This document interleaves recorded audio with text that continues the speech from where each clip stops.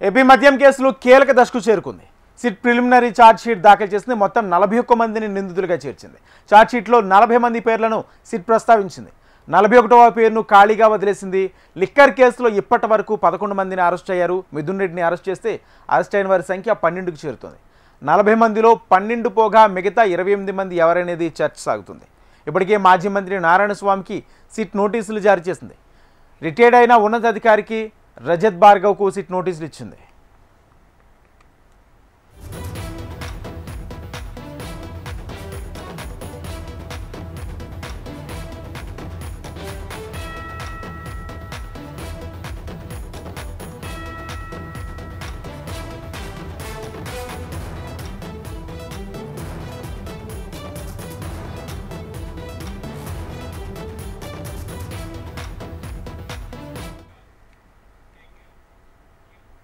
ఏపీలో మద్యం కేసులు కీలక దశకు చేరుకుంది. సిట్ ప్రిలిమినరీ ఛార్జ్ షీట్ దాఖలు చేసింది. మొత్తం 41 మందిని నిందితులుగా చేర్చింది సిట్.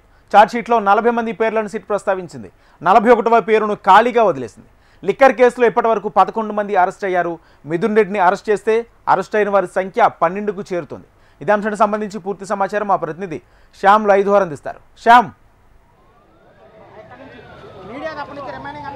Good evening Rajendra. ఈరోజు చూసుకుంటే లిక్కర్ స్కామ్ ఏదైతే ఏపీలో జరిగిందంటున్నారో చాలా పెద్ద ఎత్తున దాదాపు 3,500 కోట్ల రూపాయల స్కామ్ జరిగిందనేది ఇప్పటికే సిట్ ఒక నిర్ధారణకు వచ్చింది. దీనికి సంబంధించి ప్రస్తుతం సిట్ కార్యాలయంలో ఎంపీ మిథున్ రెడ్డి విచారణ కూడా కొనసాగుతుంది. ఈరోజు మధ్యాహ్నం ఆయన 12:30కి సిట్ విచారణకు వచ్చారు. అయితే ఈ కేసులో ప్రారంభం నుంచి చూసుకున్నట్లయితే కనుక ఇప్పటి వరకు కూడా మొత్తం 11 మంది నిందితులు అనేది సిట్ అనేది అరెస్ట్ చేసింది.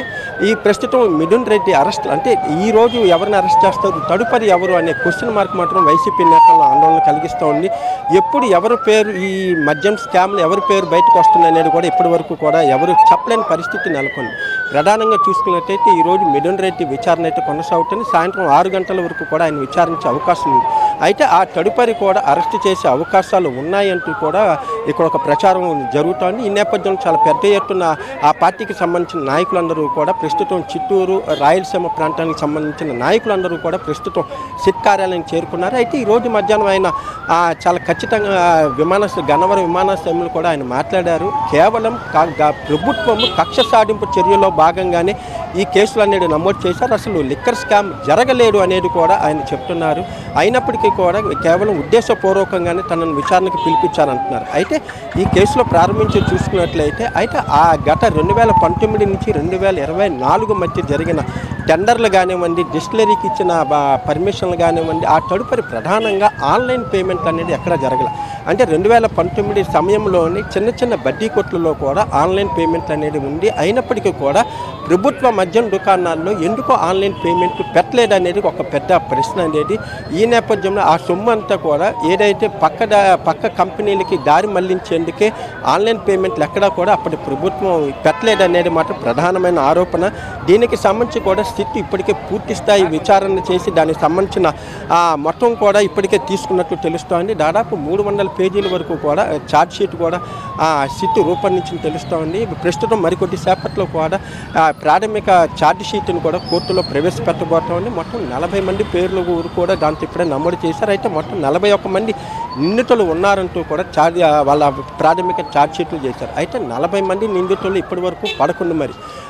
ఒకవేళ మిథున్ రెడ్డి అరెస్ట్ జరిగితే 12 మంది అవుతారు. అయితే మిగతా 28 మంది ఎవరు అనేది ప్రస్తుతం క్వశ్చన్ అవుతుంది. ఆ 28 మందిలో చూసుకున్నట్లయితే పార్టీ నాయకులు ఉన్నారా, లేకపోతే ఆ సమయంలో పనిచేసిన అధికారులు ఉన్నారా, ఎవరు ఉన్నారని మాట ప్రశ్నార్థకంగా ఉంది.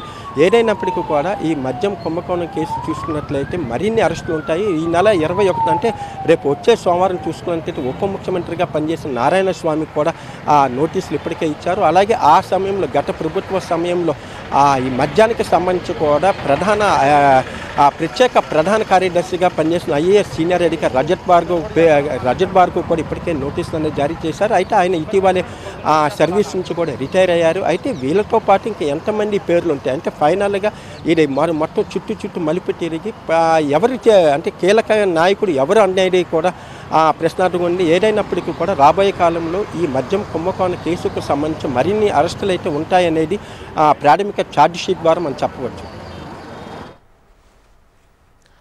Right, thank you Shyam. మొత్తంగా ఏపీ మద్యం కేసులో సిట్ అధికారులు దూకుడు పెంచారు. విచారణ కీలక దశకు చేరుకుంది. సిట్ ప్రిలిమినరీ ఛార్జ్షీట్ దాఖలు చేసింది. మొత్తం 41 మందిని నిందితులుగా చేర్చింది. ఛార్జ్షీట్లో 40 మంది పేర్లను సిట్ ప్రస్తావించింది. 41వ పేరును ఖాళీగా వదిలేసింది. లిక్కర్ కేసులో ఇప్పటి వరకు 11 మంది అరెస్ట్ అయ్యారు. మిథున్ రెడ్డిని అరెస్ట్ చేస్తే అరెస్ట్ అయిన వారి సంఖ్య 12కు చేరుతుంది. 40 మందిలో 12 పోగా మిగతా 28 మంది ఎవరనేది చర్చ సాగుతుంది. ఇప్పటికే మాజీ మంత్రి నారాయణ స్వామికి సిట్ అధికారులు నోటీసులు జారీ చేసింది.